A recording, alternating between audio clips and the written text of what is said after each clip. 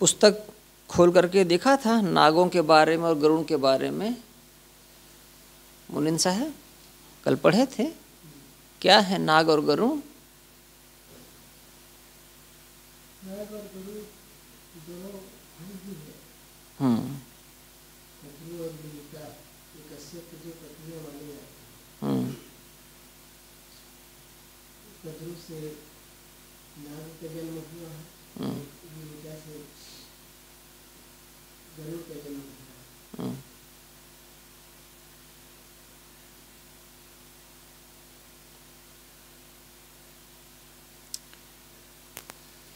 नाग और गरुड़ ये दोनों जनजातियां हैं,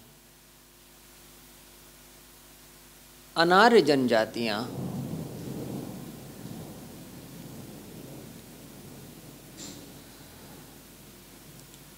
और आपस में इनका बैर है। जैसे गरुड़ पक्षी और नाग में पटरी नहीं खाती, वैसे ही नागवंशी और जो गरुड़ कहे जाते हैं इनमें आपस में बैर है। और ये सब हमारे पूर्वज हैं। ये जो हिंदुस्तान बना है, अगर कोई ऐसा कहे कि ये सिर्फ हिंदुओं का है, तो अभी उसको पता ही नहीं है कि हिंदुस्तान ये बना कैसे है।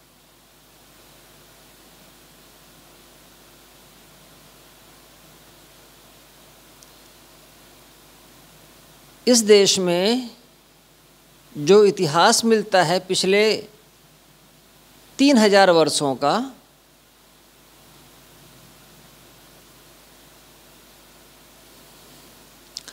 तो इतिहासकार ये कहते हैं कि जो अपने आप को आर्य मानते हैं, जो अपने आप को हिंदू मानते हैं, ये यहाँ के लोग नहीं हैं।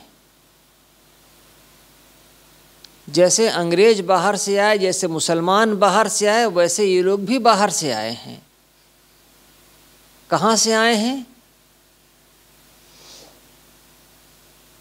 उस मुल्क से आए हैं जहाँ बहुत ठंडी पड़ती थी, जहाँ जीवन बहुत कठिन था,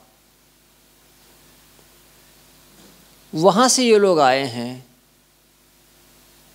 जैसे 1000 लोगों का एक दल चले और रास्ते में जहाँ जहाँ उनको अनुकूलता मिले वहाँ वहाँ वो रुकते चले जाएं, तो इतिहासकार कहते हैं कि मध्य एशिया का मतलब होता है रूस और तुर्की, इन सब, चीन, इन सब हिस्सों से लोग आए हैं। और वो थोड़ा थोड़ा करते करते करते ईरान में, इराक में, अफ़गानिस्तान और हिंदुस्तान के जगहों पर इकट्ठे रुकते गए बस, क्योंकि उनमें समानता बहुत है। तो ये लगभग 3000 वर्षों से चल रहा है। शक आए, यूनानी आए, शक आए, कुषाण आए, यवन आए, अंग्रेज आए, उनके पहले मुसलमान आए, और ये सब लोग हिंदुस्तान में रह गए, कोई वापस नहीं गया। आप कभी हरियाणा की तरफ जाएं, पंजाब की तरफ जाएं, कभी कश्मीर जाने का मौका मिले, आप वहाँ के आदमियों को देखिए। औरतें वहाँ की 6 फुट की होती हैं, गोरे, लाल लाल, नुकीली नाक, आँखें एकदम अलग।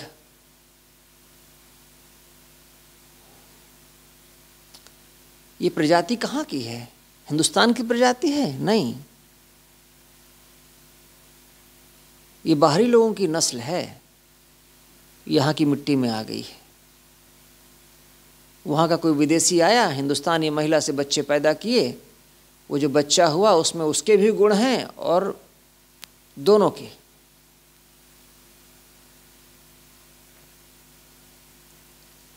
कश्मीर के लोग अपने आप को हिंदुस्तान का नहीं समझते हैं। क्यों? वो नस्ल ही अलग है एकदम, शरीर की बनावट, तरीका सब अलग है उनका।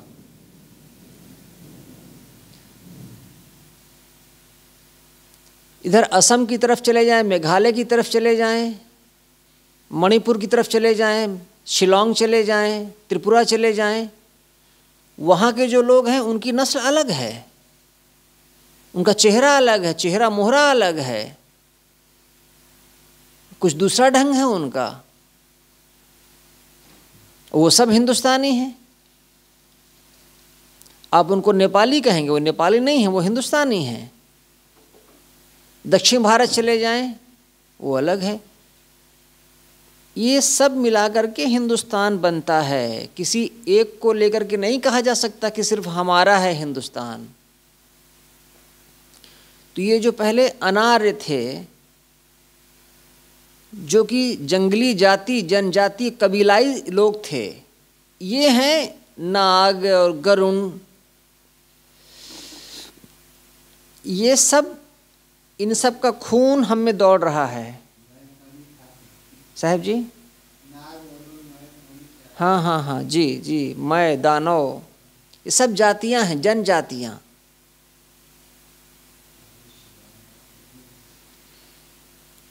तो ये जो रामायणी है, ये मैंने कल भी कहा, इसको पढ़ते हुए मन में भाव आता है जैसे साहब दूर से सब कुछ देख रहे हैं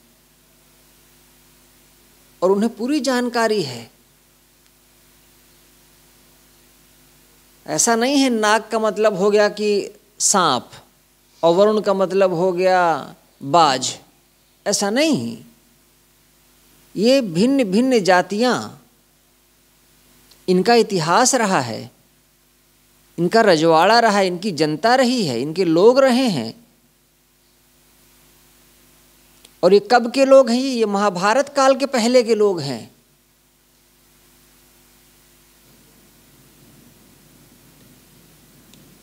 वहां से साहब इन बातों को उठाते हैं।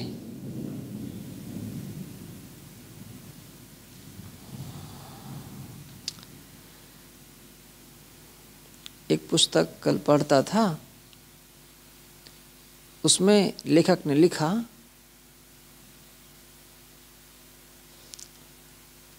जो जनता में रच बस गया वो अमर हो गया।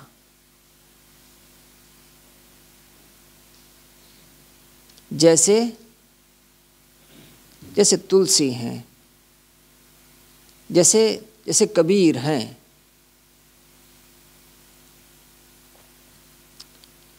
ये जनता में रच बस गए हैं।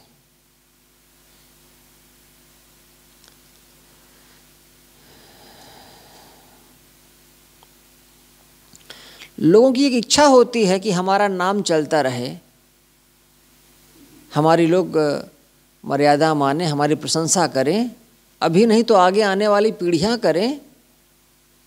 लोगों में इच्छा होती है, लेकिन नहीं हो पाता। लोग कुछ दिनों में सब भूल जाते हैं। कबीर जैसे लोग इस देश की जनता की मानसिक धरोहर का हिस्सा हैं, ये भुलाए नहीं जा सकते।